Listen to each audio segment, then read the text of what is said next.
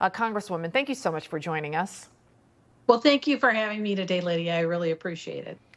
So talk to me. What did you think about the interview? I didn't see any substance, no talk about any policies. What did you think? You know what? I hate to be so short, but word salad.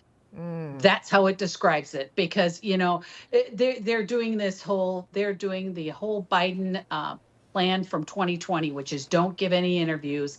And when they finally did, it was gobbledygook. And it didn't really, she doesn't want to answer the tough questions. She doesn't want to talk about her policies. She wants to hide from the American people and just be able to spew this word salad and have people think that she's actually saying something. Vice, she was asked why she was running and about what kind of president she would be. Take a listen to her response. The most important and most significant aspect of my policy perspective and decisions is my values have not changed. We have set goals for the United States of America and by extension the globe around when we should meet certain standards for reduction of greenhouse gas emissions, as an example. That value has not changed. My value around what we need to do to secure our border, that value has not changed. My values have not changed. I am running because I believe that I am the best person to do this job at this moment. Yeah, they say well, I want to differ with her on that one. Yeah, right. They say when you're reading something or listening to someone and you have to listen or read it multiple times to understand it, that chances are it's not you that's the issue. It's the person or whatever, the writing.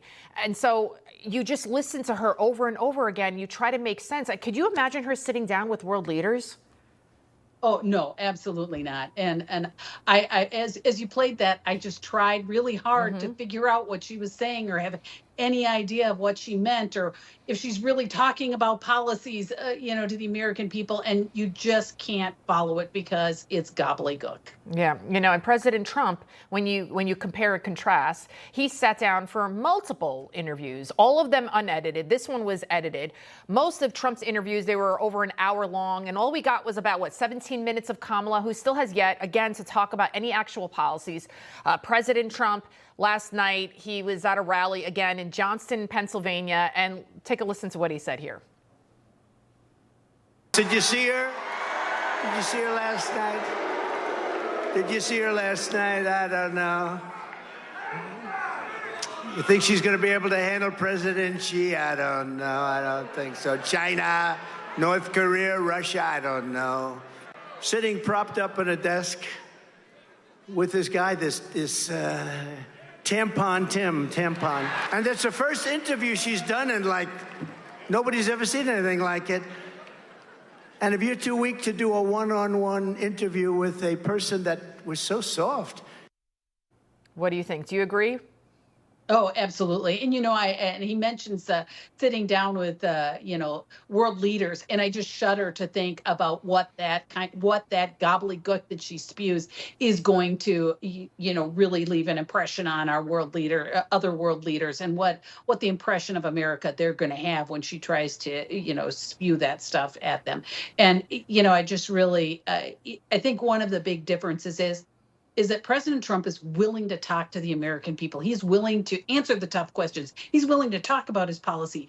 And we've seen a great example in his first 4 years. And she's just not willing to, she doesn't seem to care enough to tell the American people what her policies are going to be. I think the Democrats are really counting on the low information, the ignorant voter. And you see those social media videos, a lot of those clips where they ask them, why do you like Kamala Harris? And they'll say, because she's a woman, because she's a person of color. They can't even name a single policy. And also Kamala, she's been flip-flopping more than a dead fish on multiple issues. One of them is the border. Here's what she said when she was asked about border security.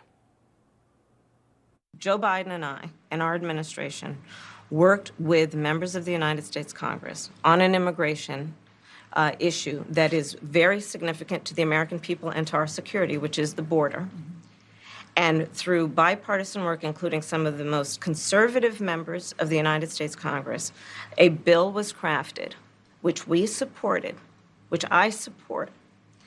And Donald Trump got word of this bill that would have contributed to securing our border, and because he believes that it would not have helped him politically, he told his folks in Congress, don't put it forward. He killed the bill.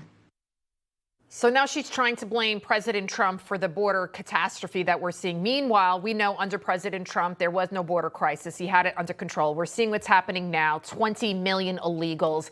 And remember in 2019, Congresswoman, she said multiple times that she would decriminalize illegal border crossings. So how can anyone trust her? Here she lies and she deflects. Well, and I think what she really misses in all that is the Trump-Harris administration had the ability under executive order to put together the kind of border protection that President Trump had. And, they removed a lot of his policies immediately when they took office. And they could have done it in a day without Congress, without anything. And so when she blames it on President Trump, she should look in the mirror, because it is President Biden and Vice President Harris who let the border wide open and let it run wild down there. They didn't do anything about it. As a matter of fact, they undid a lot and made it worse.